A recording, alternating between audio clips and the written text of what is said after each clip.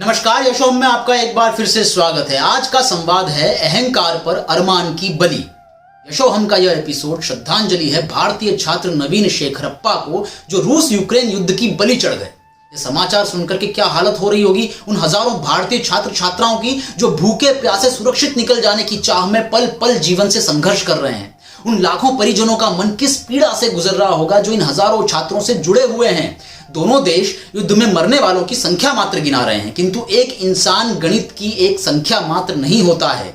एक शेखरप्पा किसी का बेटा था तो किसी का भाई भी, भतीजा था तो पोता नाती भी, पड़ोसी था तो दोस्त भी, किसी देश का नागरिक था तो बहुतों का रिश्तेदार भी था, किसी का सीनियर था तो किसी का जूनियर भी। इतने रिश्तों और संबंधों को यह हादसा सूना कर गया।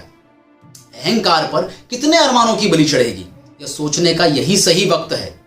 क्या नागरिकों का और सामान्य जनता का युद्ध के निर्णय में कोई हाथ नहीं होता है? यदि नहीं होता है तो सबसे ज्यादा पीड़ित नागरिक और जनता ही क्यों होती है?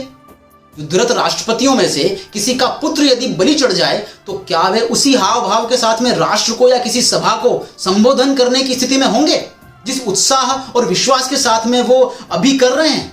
सवाल सत्ताधीशों की संवेदना का है। महात्मा बुद्ध रोहिणी नदी के दोनों तरफ शाक्य और कोलीय जनपद की सेनाओं को युद्ध के लिए खड़े देख करके बीच में पहुंच गए। उस समय के राजाओं के दिल में सन्यासियों का और गुरुओं का बड़ा आदर हुआ करता था। दोनों राजा ने उन्हें प्रणाम किया।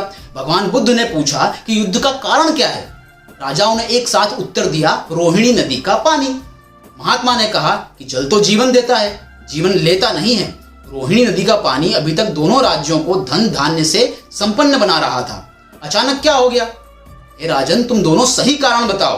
दोनों राजा सोचने पर विवश हो गए तो पता चला कि गर्मी के दिन के कारण नदी में पानी कम हो जाने पर पहले पानी कौन लेगा, इस बात को लेकर के दोनों के अहंकार टकरा गए थे। महात्मा बुद्ध ने कहा कि युद्ध का कारण अहंकार है और राजाओं के अहंकार पर इतने लोगों की बलि चढ़ाया जाना क्या उचित है? कहानी कहती है कि महात्मा बुद्ध के प्रभाव से दोनों राजा के द्वारा अहंकार छोड़ते ही युद्ध टल गया और वहां की जनता रोहिणी नदी के पानी का आवश्यकता अनुसार उपयोग करती रही। फिर युद्ध की नौबत ही नहीं आई। आज का दुर्भाग्य यह है कि राजाओं और बुद्धों में कोई संबंध नहीं है। शक्ति के अहंकार की यह विशेष बात है कि उसके पास विध्वंस के सिवाय और कुछ नहीं होता। जब तक शक्ति के साथ शिव का मिलन नहीं होता, सृजन संभव नहीं है। शिव ने तो विष का भी सदुपयोग कर लिया था और राहु अमृत पाकर भी काटा गया। कहीं विज्ञान की शक्ति हमारा विनाश न कर दे।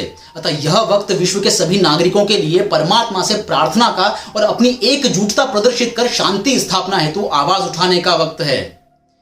शिष्य गुरु संवाद से डॉक्टर सर्वजीत दुबे जी की कलम से मैं यशकांत शर्मा यशोहम के इस एपिसोड से आपसे विदा लेना चाहूंगा और यशोहम के माध्यम से भारतीय छात्र नवीन शेखरप्पा को भावपूर्ण श्रद्धांजलि अर्पित करता हूं और भगवान से प्रार्थना करता हूं कि इस युद्ध की समस्या का जल्दी से जल्दी कोई हल हो जाए। आप देखते रहिए यशोहम। मिलते हैं जल्दी ही यशोहम के अगले एपिसोड में। तब तक के लिए थैंक यू। जय हिंद, नमस्कार।